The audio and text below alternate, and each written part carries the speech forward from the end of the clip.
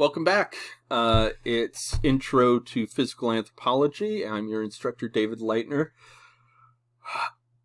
Today we're doing the second of these Darwin videos here, and we're going to talk about Darwin and natural selection. Okay. Last time we talked about the evolution of ideas about evolution up to Darwin. Now we're going to talk about Darwin and his explanation for evolution. Evolution, of course, means biological change over time. Okay. Natural selection is a deceptively simple theory. It goes like this. 1. There is descent with modification from a common ancestor. That is, every living thing is a little bit like the thing that it came from, and a little bit not like the thing it came from. All right? And these changes build up over time. Natural selection means that some of those changes from time to time will give an individual an advantage in successfully reproducing, thereby allowing them to contribute their changes,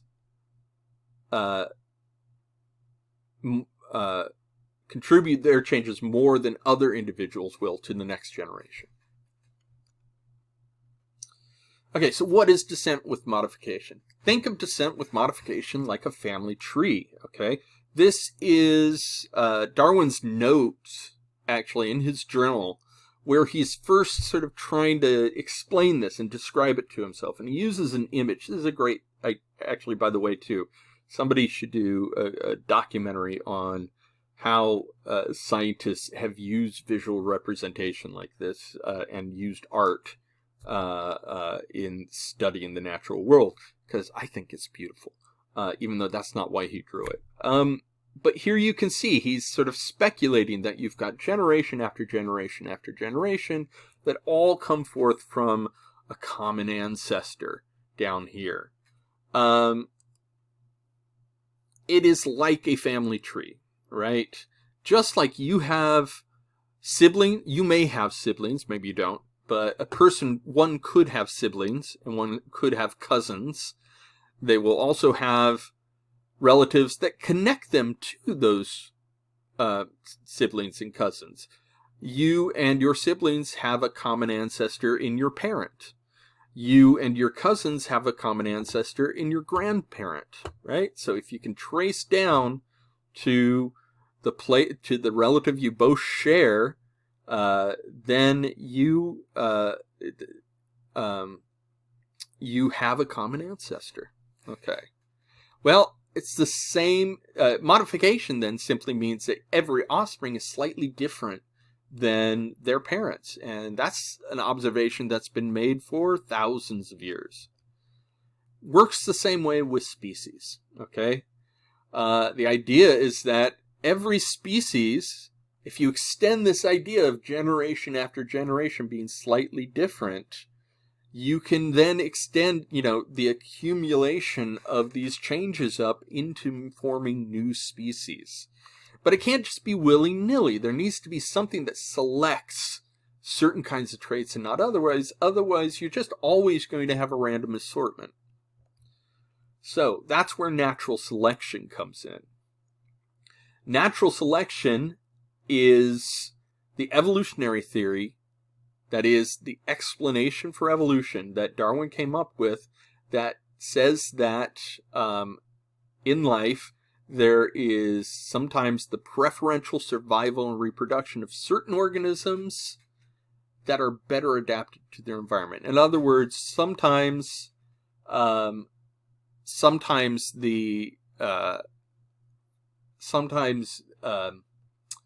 trait gives you an advantage and makes it more likely that you will reproduce successfully than somebody else. In doing so, the next generation will have more people kind of like you. And if they still have an advantage because of that trait, they'll pass that on to their children, who will be even more numerous, and so forth and so on. And before long, the population all starts to share that trait. Darwin was born into affluence. He was not a poor person. He wasn't a noble, but they were certainly well-to-do. He's related to the Wedgwoods, who are a famous abolitionist family, as well as a famous family in terms of creating slipware and china, that sort of thing. He loved studying nature, but was convinced to study medicine instead at Edinburgh. He was a miserable student, couldn't stand the sight of blood, fainted at it, in fact, and so changed tack, went to Cambridge to study to be in the clergy.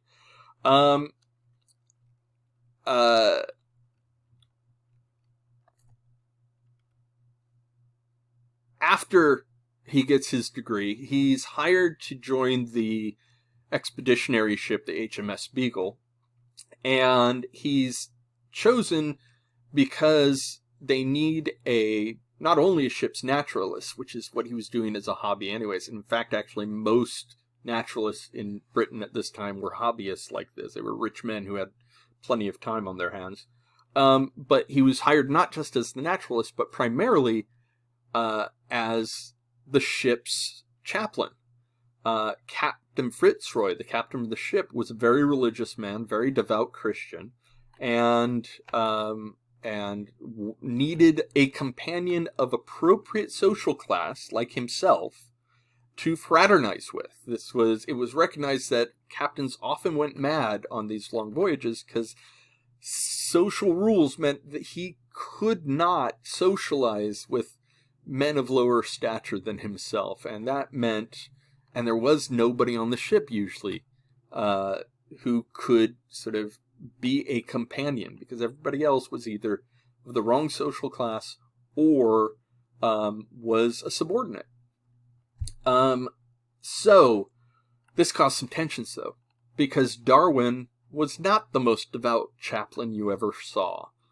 He always had his doubts about God.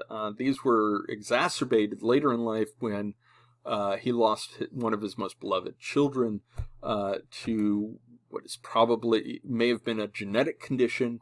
Yeah,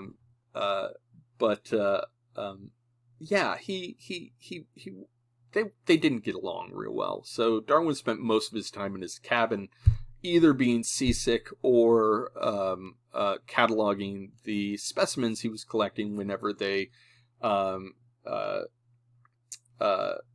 anchored and went ashore. During his time in the Galapagos, he observed a lot of things that later would become relevant. He didn't know it at the time, and in fact, he didn't notice the patterns he was collecting at the time. Now, as I said before, he's reading Linnaeus, he's reading Lyell, and he's reading Thomas Malthus, who's talking about population booms and busts, okay? That Malthus is basically saying, look, if you have too much of a population, you are going to end up you're going to reach a point where the population will collapse because too many people for too few resources. So he's reading this and comes up with several observations. 3 observations and 2 deductions, in fact. The first is that all organisms have the potential for explosive population growth. That's pure Malthus. That's the observation of Malthus. Yet, this is observation 2, yet populations are roughly stable in nature. Okay? Deduction number 1, again, coming straight out of Malthus, there must be a struggle for existence between that stability and that explosive growth. In other words, what happened to all those folks? Well, they are no longer alive. Observation 3, nature is full of variation. Okay, we're taking another tack here. Deduction number 2, some variations are favored while others are not. Okay, if you put those 2 things together, you get something that looks like this. Explosive population growth, but something is causing populations to level out. That space in between is the struggle for existence. In nature, you have variation, right?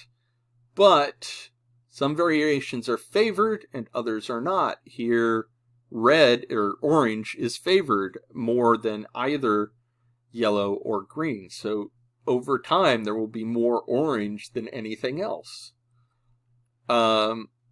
Because, remember, there's a struggle for existence. Not everybody's going to succeed. Okay, that's natural selection. It's as simple as that. All right? Now, there are three preconditions for natural selection. First, the trait in question has to be inherited in some way. Second, the trait in question must show variation between individuals. No variation, then there's nothing to select. If it's not inherited, then there's no way to pass it down. Finally, the environment must exert some pressure on the trait. Okay, if the trait isn't affected by, even if there's variation, the trait is inherited, there is variation, but the trait doesn't interact with the environment in a way that affects reproductive success, there won't be any natural selection. Okay, so you have to have all three of those things going on at the same time. We'll get into fitness, population, mutation in a couple of chapters, so don't worry about that right now. And I'm actually going to end this lecture here and pick up on the next one in another video. Just quickly to say, this next one, I'm going to actually ask you to, it's an optional activity, but I'm going to ask you to watch one of the movies in the optional videos and multimedia section in the module. And I'm going to present you with some questions for you to think about while you're watching it or after you watch it. Anyways, thank you very much. Have a great whatever you're doing, and take care of yourself. Bye-bye.